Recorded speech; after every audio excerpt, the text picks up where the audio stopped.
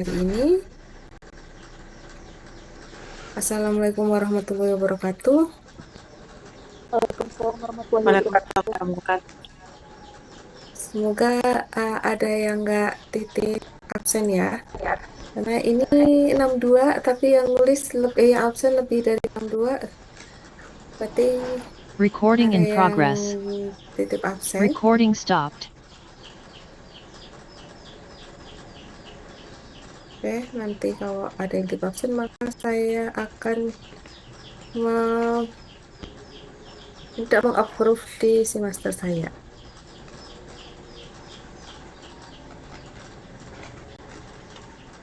Bentar.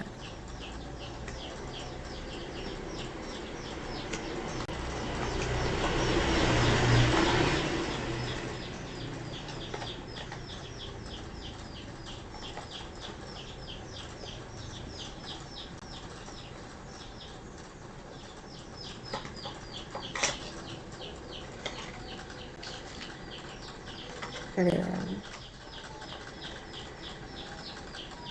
Recording in progress.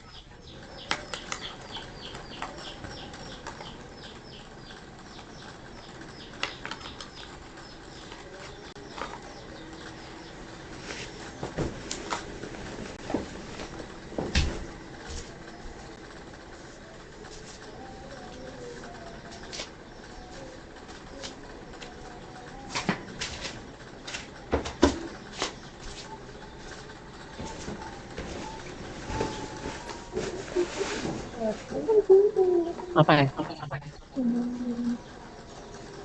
Bentar ya, saya baru koreksi siapa yang titip absen. Sebentar, Cek.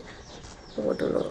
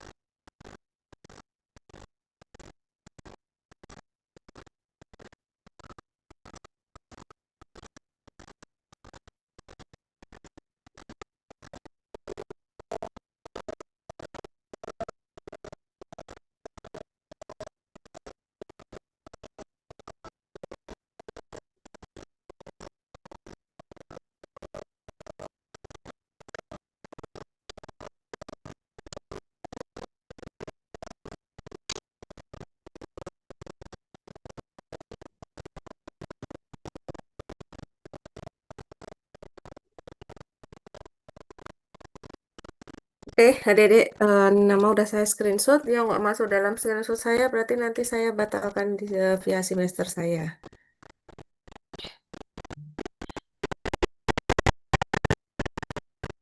Kalau device-nya lebih dari satu, nggak mungkin adik-adik. Karena kelas ini tuh sekitar 80. Di sini ada 80, tapi, sorry, yang absen ada 80, tapi yang join cuma 77. Jadi nggak mungkin juga. Oke, kalau gitu kita lanjutkan kuliah pada sore hari ini sebelum kita belajar tentang degradasi di sediaan solid. Kita akan belajar dulu melanjutkan degradasi yang orde kedua. Kemarin adik-adik nanti saya koreksi jawaban adik-adik yang soal nomor satu, nomor 2, sama nomor 3 udah benar atau belum. Nah, kita mau lanjutin dulu untuk kinetika order reaksi. Kemarin udah belajar di order 0 dan juga order 1. Di mana order 0 dia itu dA per dt sama dengan K, atau menandakan bahwa laju kinetika reaksinya itu tidak dipengaruhi oleh konsentrasi obatnya atau konsentrasi reagennya. Kalau yang order ke satu, dia dA per dt sama dengan Ka, yang mana kinetika laju reaksinya itu dipengaruhi oleh nilai konsentrasi dari reagennya. Nah, kemarin kita juga sudah belajar gimana cara mendapatkan rumus T setengah, T95 sama T90 yang ada di slide, itu caranya seperti apa. Terus udah belajar juga apa sih yang dimaksud dengan self life, gunanya itu untuk apa sih. Terus yang dimaksud dengan T90 itu apa, T95 itu apa, kemarin sudah belajar. Terus kita lanjutin yang terakhir itu second order reaction. Sebenarnya nggak cuma second order reaction, tapi juga ada third order reaction. Tapi untuk yang third order itu kita nggak pelajari di S1. Nah, untuk S1 sendiri pun sebenarnya second order itu juga jarang keluar di soal ujian. Biasanya memang paling banyak di order pertama dan juga order ke-0. Kalau order kedua itu pun juga jarang untuk keluar soal yang ada di ujian nanti ketika profesi nanti. Meskipun begitu, adik-adik harus paham, oh ternyata ada loh second order reaction. Third order ada, tapi saya nggak nyampaikan di pertemuan kali ini. Nah, bedanya antara zero order, first order, dan second order, itu kalau zero sama first itu reagennya cuma ada satu. Atau obat yang mengalami proses degradasi di situ tuh cuma ada satu. Kalau second order reaction, dia itu reagennya ada dua. Yang mana di slide ini ditulis A plus B. Gitu. Kalau A plus B, berarti B-nya itu adalah suatu obat yang lain atau suatu kinetika reaksi, suatu degradasi, bukan degradasi, suatu reagen yang lain. Jadi di second order itu ada dua, A sama B. Yang mana konsentrasi dari reagen A dan konsentrasi dari reagen B, ini konsentrasinya ya, Dek, atau molaritasnya, itu harus dalam jumlah yang sama. Kalau misalnya yang A itu molaritasnya itu 1 molar, yang B juga 1 molar. Kalau yang A 0,5, yang B juga 0,5. Jadi di second order reaction itu boleh obatnya itu berbeda, boleh reagennya itu berbeda. Karena kalau reagen berbeda, obat berbeda, berarti berat molekulnya itu pasti akan berbeda. Tapi yang di sini, oke, berat molekulnya berbeda, tetapi konsentrasi atau molaritasnya itu harus dalam jumlah yang sama. Itu yang dinamakan dengan second order reaction. Di mana di second order reaction itu kita mengenal bahwa dA per dt itu sama dengan Ka kuadrat atau Ka kali B. Karena B itu sama A, maka kita bisa nulis Ka kuadrat. Kemarin sudah saya tuliskan di papan tulis juga. Terus kemudian kita integralkan persamaan dari second order reaction. Kita integralkan menjadi persamaan T sama dengan 1/K2 dikalikan dengan 1/A minus 1/A0. Itu rumus untuk menentukan second order reaction. Nah, dari mana asalnya persamaan untuk tes tengah sama dengan 1/K2A0 itu sama persis ketika adik-adik kemarin menentukan untuk yang T90, T95, dan juta T setengah untuk order 0 dan juga order 1. Nah, ini cara mendapatkan rumusnya ini dari mana? Itu dari T sama dengan, aduh, susah nulisnya. T sama dengan eh, T50, sorry, T50 sama dengan, bisa sih, T50 sama dengan 1/K2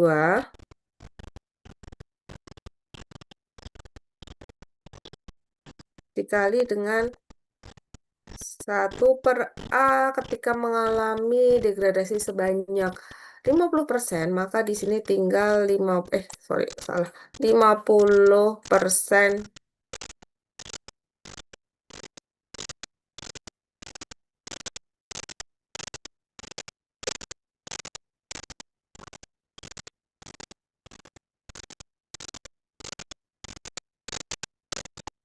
Nol. Dikurangi dengan 100% A0. Nah, kemudian yang penyebutnya yang bawah itu disamakan menjadi 100% A0, maka tinggal yang bawah itu kita samakan, kita bawa ke atas. Di sini ini 100%.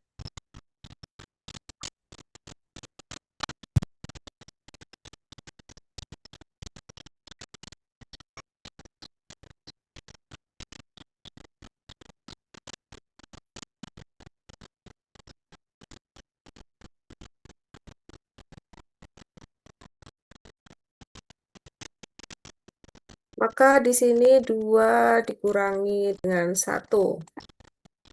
Maka T setengah itu sama dengan 1/100% A0. T setengah sama dengan 1/K2 1/100% A0.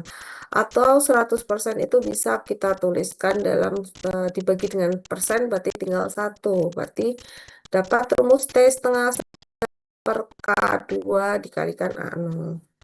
Nanti ketika mencari T itu juga sama. Tinggal diganti, ketika T-nya 90 mengalami proses degradasi sebanyak 10%, berarti tinggal sisa 90%. Begitu pula di T95, ternyata udah mengalami proses degradasi 5%, tinggal 95%. Terus bedanya second order reaction dengan order 0 sama order 1, itu ada di sumbu Y-nya. Yang mana sumbu Y-nya itu dia 1/R. Kalau adik-adik kemarin nyari di order ke 0, itu sumbu Y-nya itu adalah A atau konsentrasi A-nya. Yang order ke 1 itu len A. Kalau second order, sumbu Y-nya itu adalah 1/A. R itu reagennya atau sama dengan A juga. A, namanya konsentrasi obat mula-mulanya atau A0. A-nya di sini. Itu yang membedakan antara second order, first order, dan zero order. Terus selanjutnya, coba adik-adik kerjakan ini. Di sini ada soal, contoh soal menentukan T setengah dari degradasi etil asetat.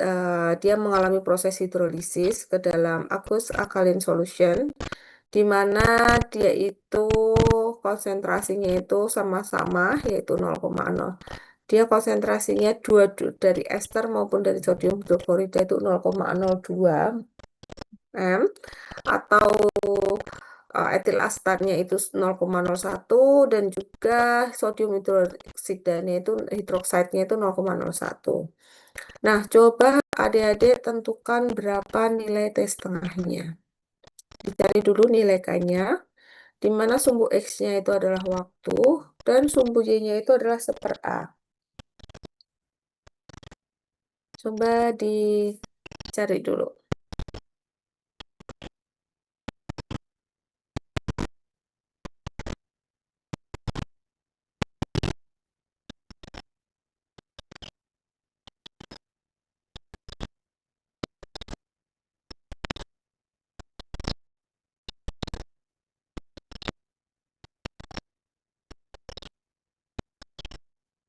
Berapa nilai T setengah dari etil asetat yang mengalami proses hidrolisis di dalam larutan alkalin?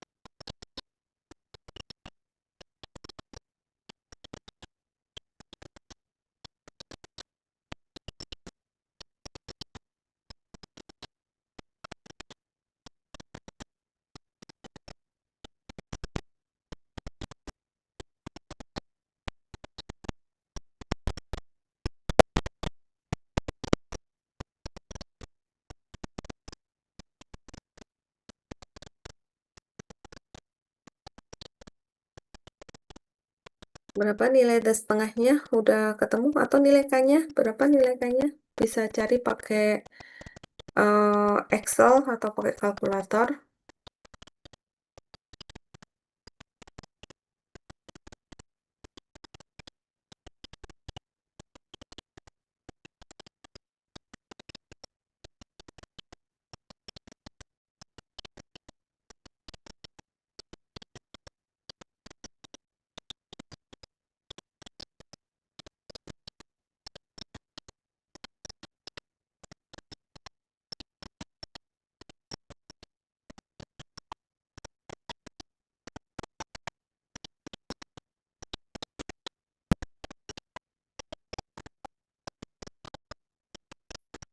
Ada yang udah ketemu jawabannya?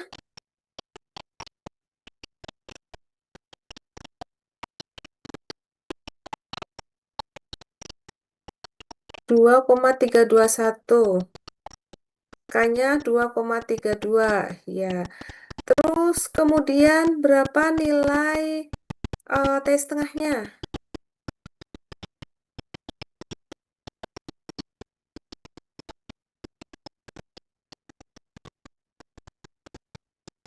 Ya, T setengahnya 21,54. Oke, 21,54 menit. Oke, udah beberapa. Betul, udah beberapa udah ini ya, bisa ya 21,54. Udah betul. Terus selanjutnya kita udah betul deh jawabannya. 21,54 ya, benar. T-nya, T-nya setengahnya benar, K-nya juga benar, sudah benar. Terus selanjutnya kita udah belajar zero order, first order, sama second order. Kemudian kita bisa menyimpulkan, kita buat kesimpulan bahwa zero order dia tidak tergantung dari konsentrasi reagen alias tidak tergantung sama A-nya. Kalau first order, dia itu rate of the reaction-nya itu tergantung dengan konsentrasi, tapi hanya satu reagen atau A aja. Kalau second order, dia itu tergantung dua, dua reagen. Terus T setengah, T90, T95, masing-masing itu berbeda. Kalau adik-adik nanti keliru, misalnya harusnya dia mengikuti first order, tapi adik-adik menjawabnya pakai zero order, itu nilainya pasti udah jauh banget. Itu hasilnya pasti beda banget. Jadi besok ketika ujian pun saya apa namanya nggak hanya kasih clue kayak oh ini first order, oh ini second order, oh ini zero order, tapi kita menyinggung ini grafiknya. Kalau grafiknya sumbu X-nya ini, sumbu Y-nya ini, dia zero order atau first order atau second order kayak gitu. Jadi biar adik-adik paham kalau sudah ditulis zero first pasti adik-adik ngafalin oke lah gitu. Nah ini kita nggak sekedar ngafalin tapi adik-adik paham beda grafiknya ada di mana.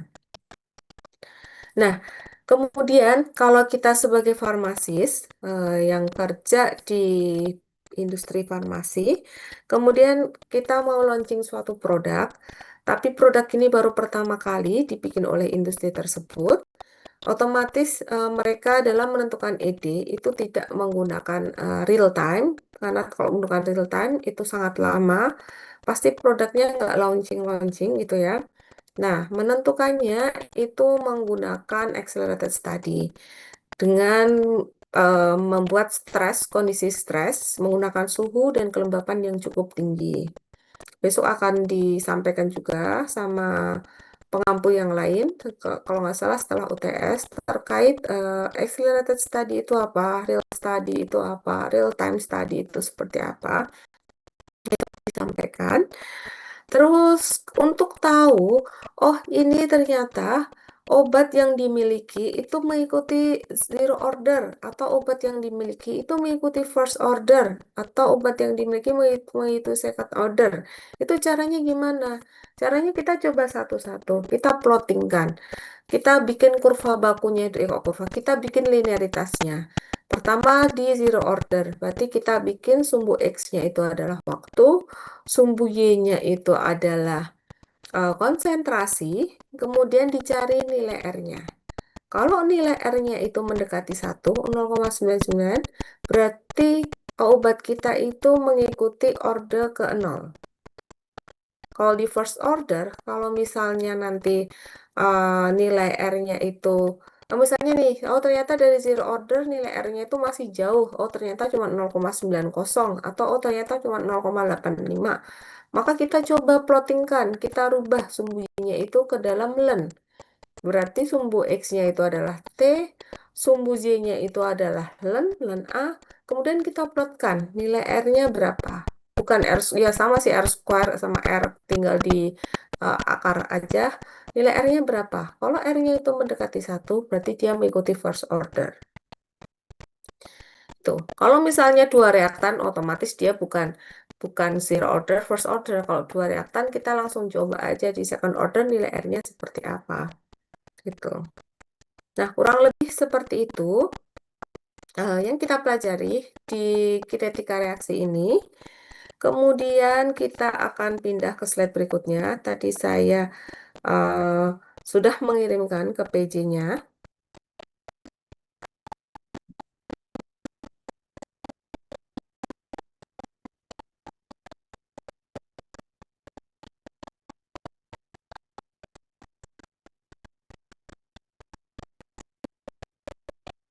Nah, kita akan belajar tentang degradasi suatu obat, tapi dibentuk sediaan solid dan semi-solid.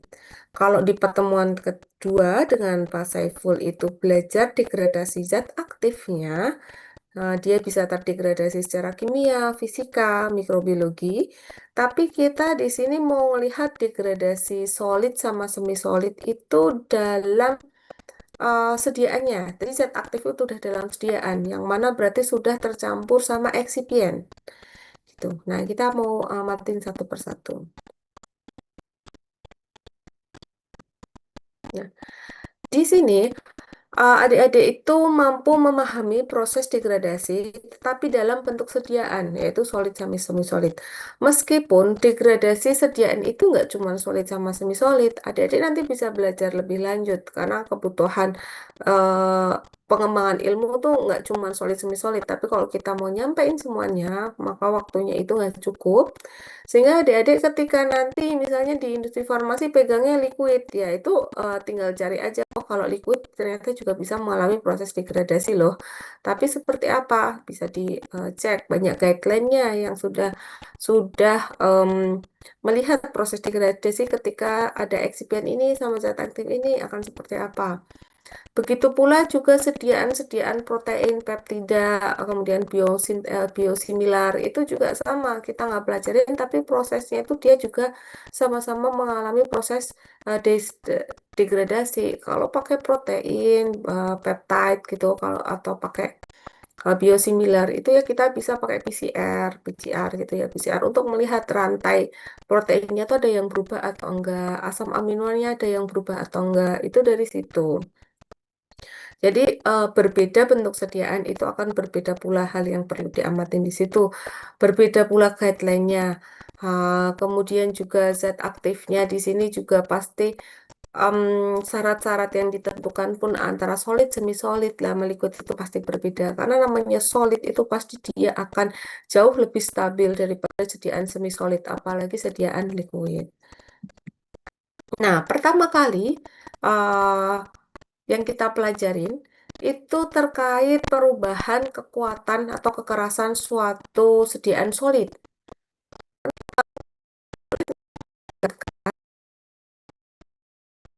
Di sini perubahan kekuatan atau kekerasan itu dari sediaan solid. Yang mana sediaan solid itu di bawah kondisi RH yang berbeda, itu akan memberikan pengaruh yang berbeda pula.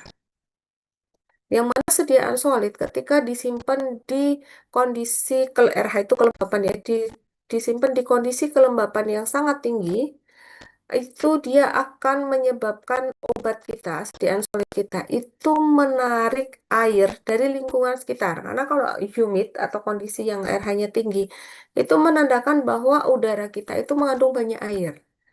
Padahal air itu dia ada beberapa obat yang dia sensitif terhadap air atau sensitif terhadap kelembapan. Nah, sediaan solid yang dia sensitif terhadap kelembapan itu dapat menyebabkan dia mengabsorpsi atau menarik air yang ada di lingkungan sekitar. Ketika dia menarik air di lingkungan sekitar, itu akan menyebabkan tabletnya itu menjadi kekerasannya menurun. Padahal adik-adik udah paham bahwa di semester 3 itu di Farmakope Indonesia suatu sediaan solid baru bisa kita approve ketika kekerasan dari tablet akhirnya itu memenuhi syarat dari FI. Kerapuhannya itu memenuhi syarat dari FI. Nah, kalau misalnya dia bisa menarik kelembapan terlalu tinggi, maka dia bisa menyebabkan si tablet tersebut itu memiliki rentang kekerasan dan kerapuhan yang di luar yang dipersyaratkan oleh FI. Ketika dia berada di luar rentang yang dipersyaratkan, maka kita bisa mengatakan bahwa tablet kita itu tidak konsumsi. Meskipun ED-nya itu masih jauh, meskipun SD-nya masih 1 tahun, masih 1,5 tahun. Tetapi kalau dia itu terjadi perubahan kekerasan dan kerapuhan, maka kita bisa menyampaikan bahwa obatnya itu sudah tidak layak untuk dikonsumsi. Nah, absorpsi kelembapan itu juga bisa terjadi selain di tablet yang terbuka atau nanti strip yang mengalami proses kebocoran, tetapi juga ketika blister, ketika dalam proses packaging di industri farmasi itu kelembapannya tidak diatur. Jadi di industri farmasi itu mereka juga ada apa namanya ada hal yang ada eh, untuk mengatur kelembapan selain suhu. Suhu diatur, kelembapan juga diatur. Nah, ketika proses packaging itu tidak diatur, maka menyebabkan kondisi yang menyebabkan tablet tablet yang sudah di blister. Blister itu kan ada rongganya, beda sama si strip ya. Itu ada kelembapan yang tinggi atau ada H2O yang ikut terjerap ke dalam blister tersebut.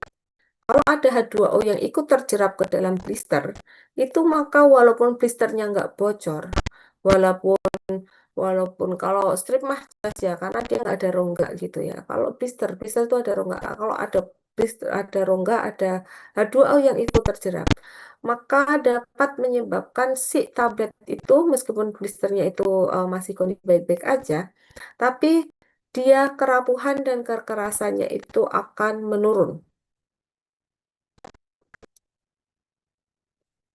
Nah, di sini itu memang sudah dibuktikan, yang mana ada obat, adik-adik bisa melihat dari slide-nya masing-masing yang sudah saya berikan, di mana di sini itu ada obat, ada tablet yang disimpan dalam blister, kemudian kita simpan dalam kondisi yang berbeda-beda, RH atau kelembapan yang berbeda-beda, yang kotak hitam itu di 25%, kemudian kotak putih itu 60%, terus kemudian bulat hitam itu 70%, dan bulat putih itu di 95%.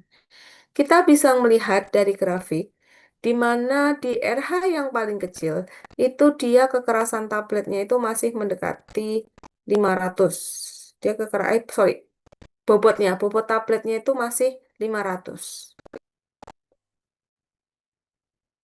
Kemudian ketika kita simpan di RH yang berbeda, ternyata ada perubahan.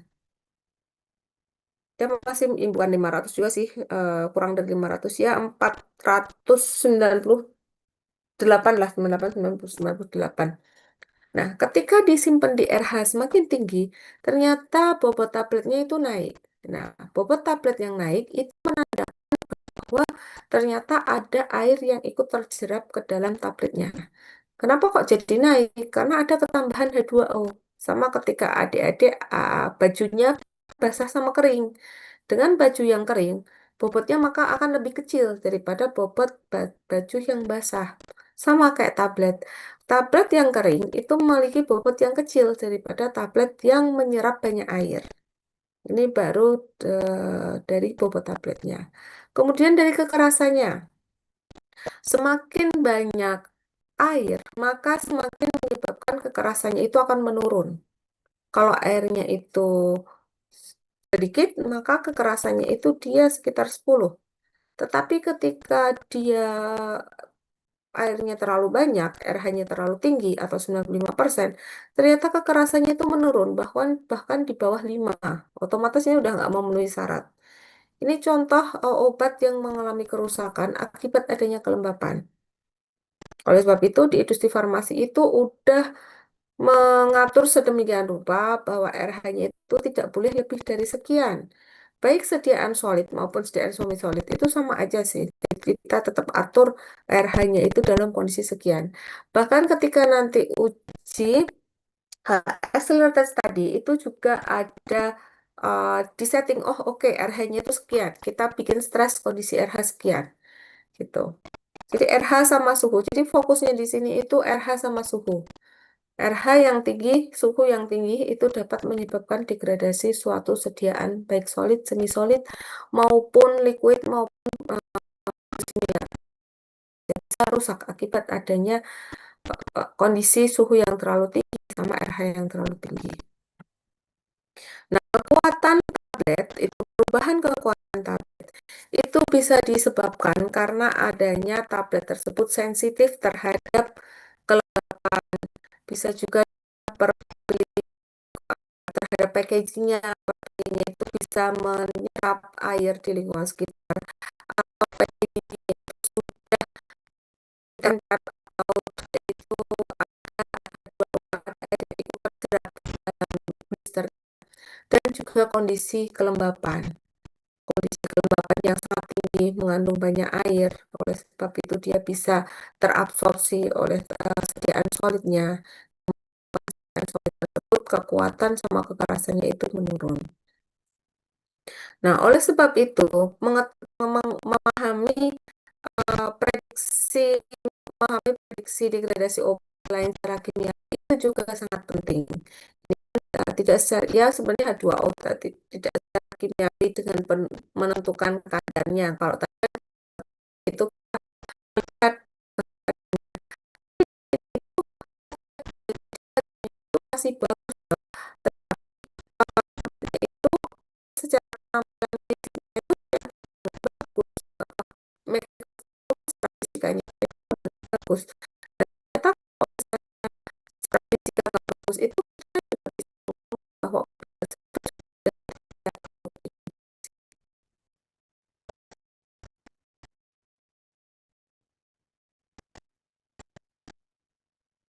nah, selanjutnya kita sudah tadi perubahan kekuatan dari sediaan solid. Selanjutnya itu perubahan disolusi dari tablet sama kapsul. Di mana ketika obat itu mengalami perubahan solusi, maka itu ke availability atau ketersediaan obat di dalam darahnya. Kalau itu tidak mencapai 100%, otomatis nanti akan mempengaruhi farmakologisnya, efek farmakogenitif atau kliniknya.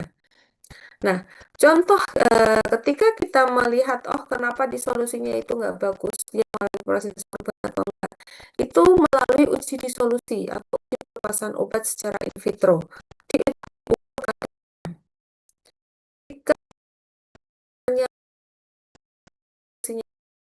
ketika kita ternyata setelah penyimpanan sekian waktu, akibat RH, misalnya ini ya, di grafik paling atas itu adalah tahap awal setelah dibuat. Kemudian kita coba untuk cek di kondisi itu kan. Terus kemudian yang paling bawah itu di kondisi suhu yang tinggi, 85 Celcius tinggi, dan juga RH yang tinggi, 100 derajat Celcius, 100%.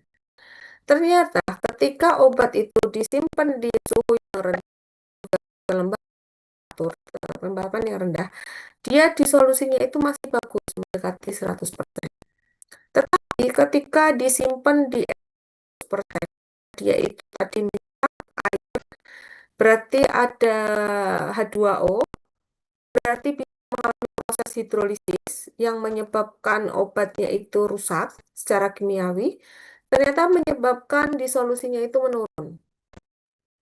Selanjutnya, ketika suhunya itu tinggi, berarti dia bisa terdegradasi oleh panas, dan juga kelembapannya begitu tinggi, berarti dia bisa terdegradasi oleh air atau bisa mulai proses hidrolisis, maka menyebabkan hasil jauh dari ini kan menyimpan di suhu yang rendah dan menyimpan di suhu yang tinggi dan juga RH tinggi.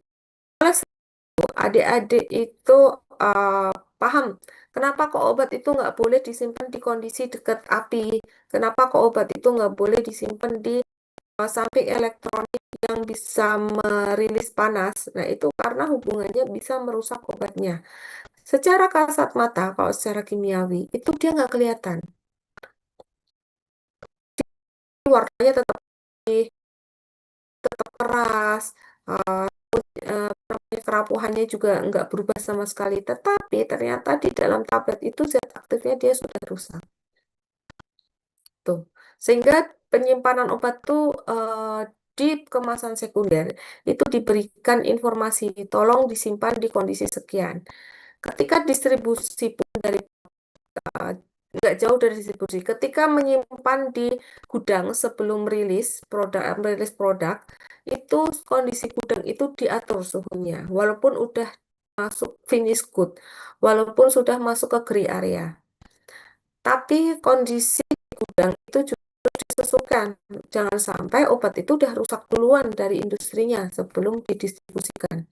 Kemudian ketika didistribusikan, em, box yang digunakan untuk pengiriman, apa namanya, mobil box yang digunakan untuk pengiriman itu harus dipastikan suhunya harus bagus, gitu. Karena itu kelihatan sepele, tapi ternyata bisa berpengaruh secara signifikan terhadap degradasi suatu obat. Nah, perubahan di solusi itu bisa disebabkan oleh tiga. Pertama itu dari formulasinya atau pengaruh eksipiennya, zat aktif sama eksipiennya. Kedua itu faktor coatingnya atau pelapisan kapsulnya, kapsul tablet yang telah di coating. Kalau coatingnya rusak, maka tablet di dalam juga bisa rusak. Terus yang ketiga itu adalah cangkang kapsulnya. Kalau cangkang kapsulnya rusak, maka itu bisa bersama. Pertama itu terkait formulasinya. Nah, ternyata formulasi itu berpengaruh penting terhadap apa namanya, terhadap probability suatu obat untuk mengalami proses degradasi. Maksudnya gimana? Eksipien yang kita pilih itu akan menentukan shelf life dari zat aktifnya. Contohnya di sini tablet fenobarbital yang mengandung pengikat gelatin. Berarti di sini dia dibikin menggunakan granulasi basah, dia diikat. Nah, padahal binder ini kalau misalnya kalau adik-adik waktu di semester 3 itu nggak cuma gelatin, banyak banget. Ternyata kalau menggunakan gelatin itu dia sensitif terhadap kelembapan, sensitif terhadap air. Sehingga tablet yang mengandung gelatin itu bisa ketika ada RH yang tinggi, dia itu bisa sensitif, bisa apa menjerap air yang ada di lingkungan sekitar. Kalau menjerap air yang ada di lingkungan sekitar dan ternyata obatnya itu dia sensitif atau mudah mengalami proses hidrolisis, maka menyebabkan obat tersebut itu mengalami proses hidrolisis, menyebabkan obatnya itu rusak. Selain kekerasannya yang menurun, tetapi ternyata tabletnya itu juga rusak. Ditandai dengan apa? Kita bisa ngelihat drug release-nya, kita bisa melihat disolusinya. Oh, ternyata dia disolusinya itu kadarnya nggak sampai 100% lagi. Ternyata dia mengalami penurunan yang begitu signifikan. Ya, farmasi yang baru. Maka adik-adik harus benar-benar perhatikan eksipien yang dipilih itu memang uh, aman. Packaging yang dipilih itu memang aman untuk jenis. Jadi mau pakai blister kah, atau mau pakai strip kah, mau pakai strip yang ya kan itu tugasnya farmasis untuk mendesain itu. Nah, selanjutnya selain fenobarbital itu ada hidroklorotiazid. Yang mana hidroklorotiazid ketika mengandung akasia, dia juga bisa rusak ketika kita simpan di suhu yang tinggi. Dia sensitif terhadap panas. Dia menyebabkan mengalami proses degradasi akibat adanya panas, yang menyebabkan laju disolusinya itu juga berubah.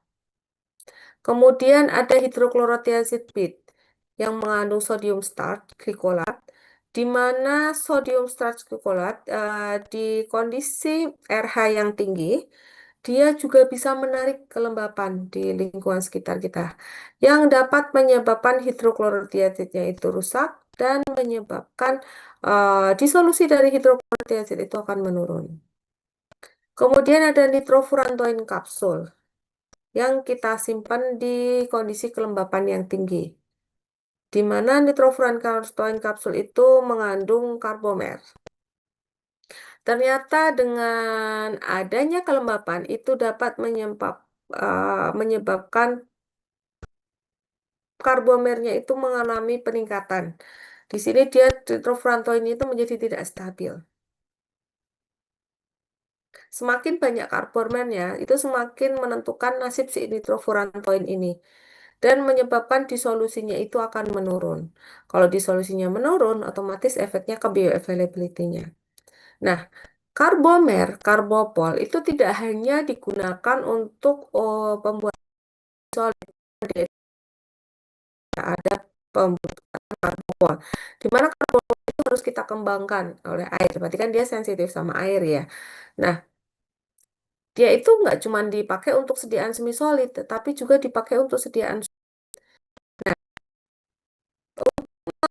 Oh, dia sensitif atau enggak, kita sebenarnya bisa mengganti karbomernya. Kita harus hati-hati ketika menggunakan karbomer. Sama seperti gelatin, kita harus hati-hati ketika menggunakan atau ketika obat tersebut mengandung gelatin ataupun karbomer, maka kita harus menyimpan dalam kondisi yang kering, tidak boleh lembab. Sama prednison. Yang pilin sama prednison itu diformulasikan menggunakan eksipien mikrokristalin selulosa. Padahal di industri MCC itu sering dipakai untuk suatu stadium. Nah, ternyata MCC itu dia juga sensitif terhadap kelembapan yang dapat menyebabkan si theophylline maupun prednisolone disolusinya itu menurun atau menjadi rendah solusi. Nah, ini Dede bisa melihat sebagai kecil, padahal masih banyak lagi eksipien yang memang dia itu bisa proses degradasi dari zat aktifnya. Dipelajari compatibility yang berpengaruh terhadap proses degradasi suatu zat aktifnya. Sehingga dalam pemilihan eksipien itu harus hati-hati. Nah, itu kenapa kok em, adik-adik itu ketika melakukan praktikum itu diminta untuk memilih mana nih mau pakai eksipien, plus minusnya apa, di mana nih. Nanti di sediaan solid maupun semi solid juga sama aja. Nah, itu karena hubungannya di sini, Dek. Kita harus nggak nih Nah, benar nggak nih dia itu ternyata malah mempercepat degradasinya atau sudah mampu melindungi akun. Nah, oleh sebab itu di semester 3 adik-adik sudah mempelajari untuk melihat karakteristik dari eksipiennya. Jadi karakteristik itu nggak cuma karakteristik dari zat aktif, tetapi juga dari eksipiennya, gitu. Terus selanjutnya ini contohnya. Ketika kita bikin nitrofurantoin, ternyata kita simpen di kondisi yang berbeda.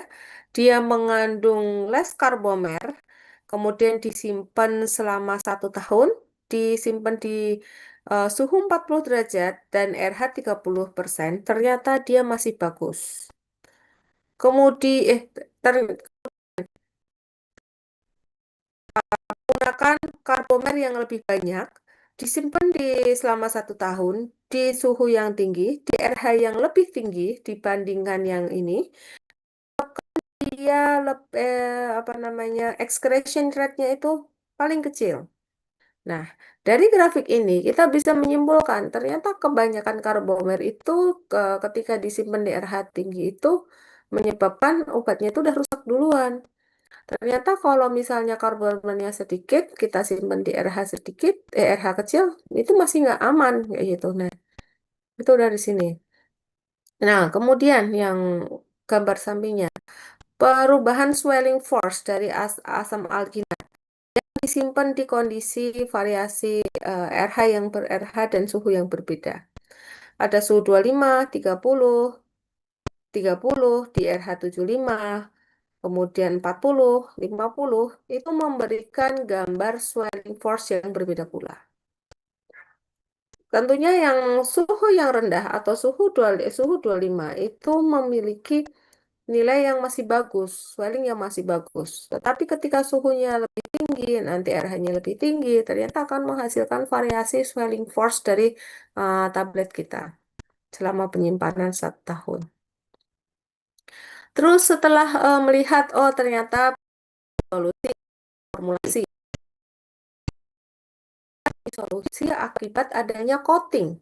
Adik juga di semester 3 udah belajar cara coating. Yang mana coating tablet itu sangat sulit gitu ya. Coating tablet segede itu aja sulit. Gimana mengcoating suatu granul kecil? Ada nggak? Ada. Adik-adik mungkin ada beberapa yang pernah memakai Rinos. Nanti bisa diperhatikan. Rinos itu udah granulnya itu bulat sempurna, coatingannya juga bulat sempurna, warnanya beda-beda, polimer yang dipakai beda-beda. Tentu kesulitannya pun jauh lebih berat daripada coating biasa. Oleh sebab itu, kenapa kok Rinos harganya mahal? Nah, karena ada harga effort yang udah disiapkan di industri farmasi itu cukup tinggi untuk memproduksi Rinos itu dalam kondisi seperti itu. Coating itu ada 3, pertama sugar coating, enteric coating, dan juga film coating. Sugar coating itu tentu menggunakan gula, enteric coating pasti menggunakan polimer, film coating pasti menggunakan polimer. Nah, di semester 3 itu kemarin saya cross check di kelas lain itu nggak pakai gula. Oke, berarti menggunakan polimer. Kemarin pakainya film coating gitu kan. Nah, coating menggunakan gula, enterik sama film itu akan mati di dalamnya. Akibat arus suhu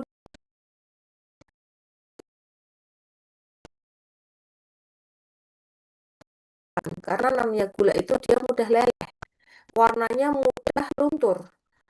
Kemudian kelembapan yang tinggi dia juga menyebabkan mudah leleh juga sama. Coating itu yang paling stabil ketika ada perubahan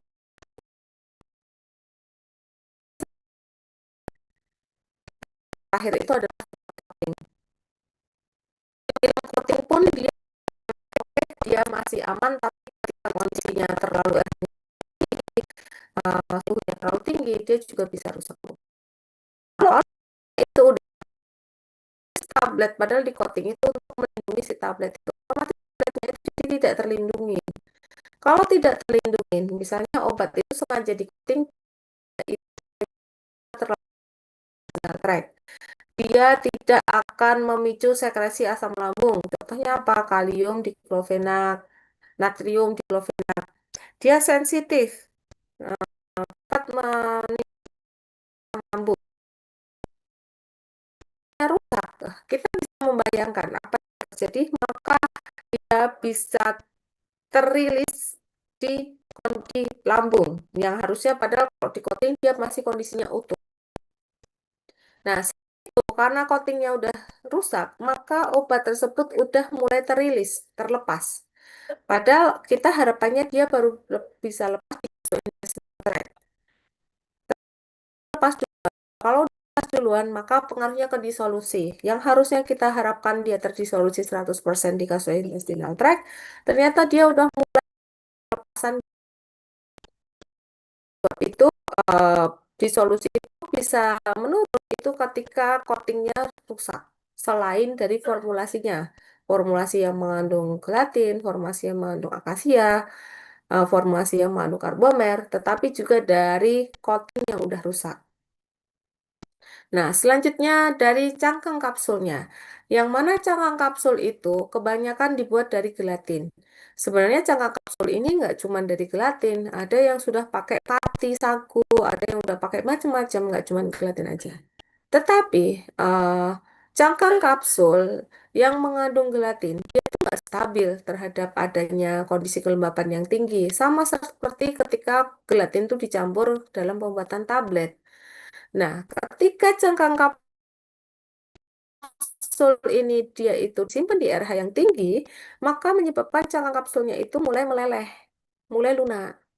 Nah, kalau udah lunak, yang harusnya kita harapkan cangkang kapsulnya itu bisa melindungi obat di dalamnya, atau baru bisa terlepas si obat itu, atau baru bisa si cangkang kapsulnya itu terleleh selama 15 menit setelah kontak dengan air.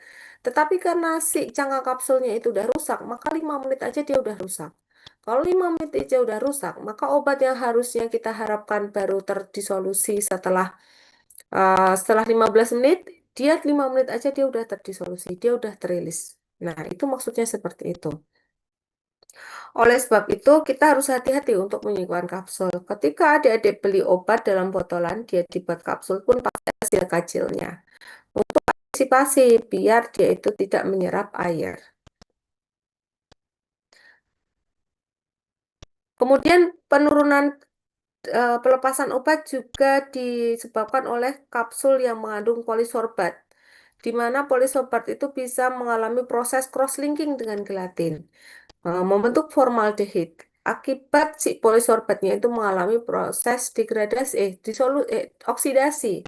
Nah, kalau udah cangkang kapsulnya rusak akibat si polisorbatnya itu mengalami oksidasi, itu sama aja. Yang harusnya 15 menit dia baru luruh, ternyata 5 menit aja dia udah luruh gitu.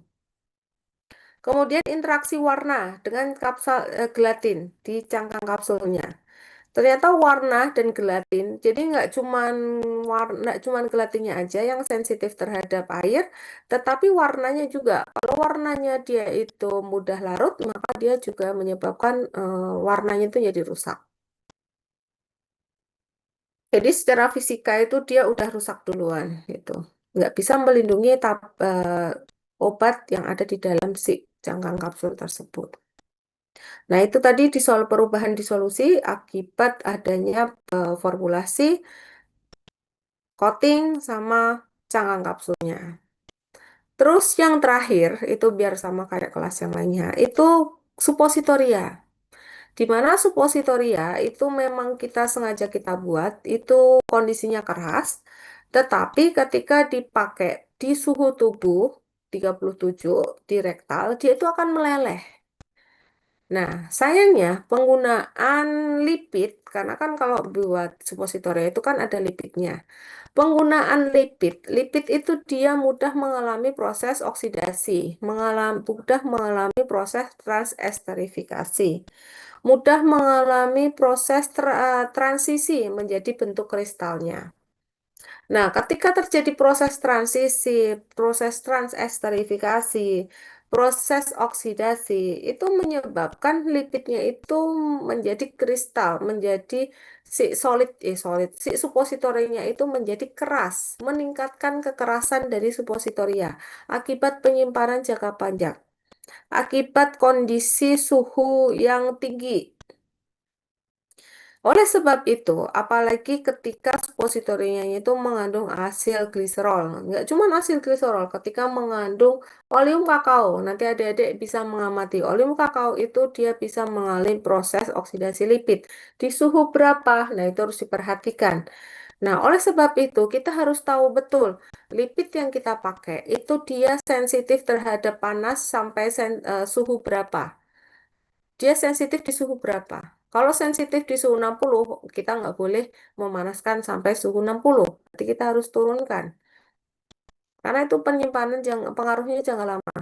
Selain itu baru si pembuatannya. Selain itu, em, dari sekunder packagingnya, kita memberikan informasi.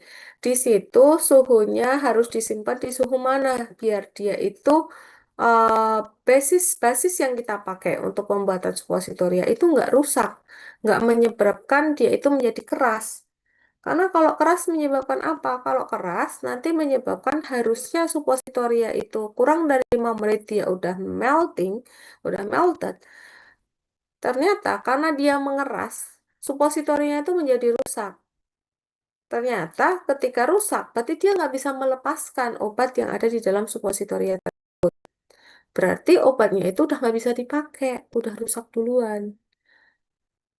Oleh sebab itu, ketika bikin supositoria, kita harus hati-hati. Hati-hati dalam pemilihan basis, hati-hati dalam proses pembuatan, hati-hati dalam memberikan informasi di sebaiknya disimpan di mana, itu harus kita berikan informasi. Kemudian nanti juga hati-hati ketika dia sudah tidak mengeras, dia sudah tidak dia sudah mengeras, berarti sudah tidak bisa dipakai lagi. Nah, ini secara fisika. Jadi kita bisa menyimpulkan. Nah, ini contohnya. Kita punya suatu supositoria. Kita simpan di suhu yang tinggi. Ternyata dia mengalami perubahan melting point-nya. Dia dari 32, sekian dia akan naik menjadi tinggi. 32,4 naik menjadi 37,9 itu udah tinggi banget ya. Itu udah tinggi banget. Nah, oleh sebab itu kita harus hati-hati dalam proses penyimpanan maupun dalam proses pembuatannya. Nah, ini masih ada beberapa slide, besok kita bisa lanjutkan lagi.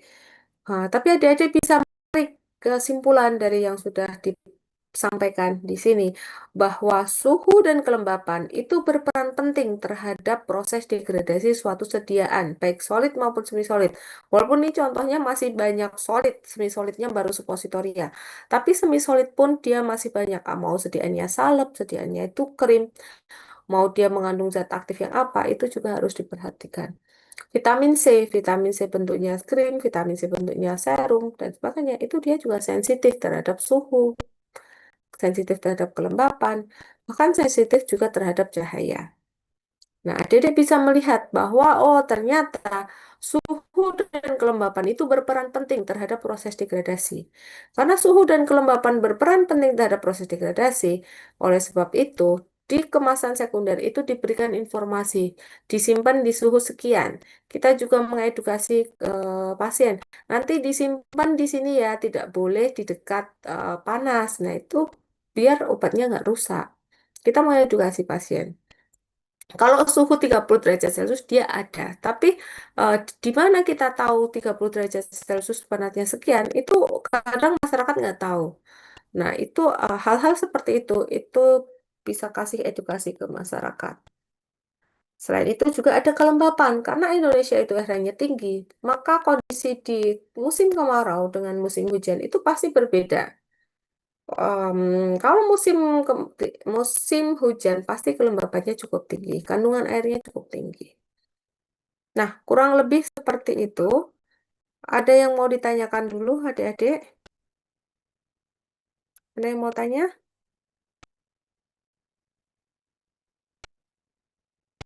Nggak ada? Oke, kalau nggak ada yang mau ditanyakan, yang belum ngumpulin tugas, tolong dikumpulin besok. Besok ya, terakhir besok di QR code presensi. Oke, nanti habis ini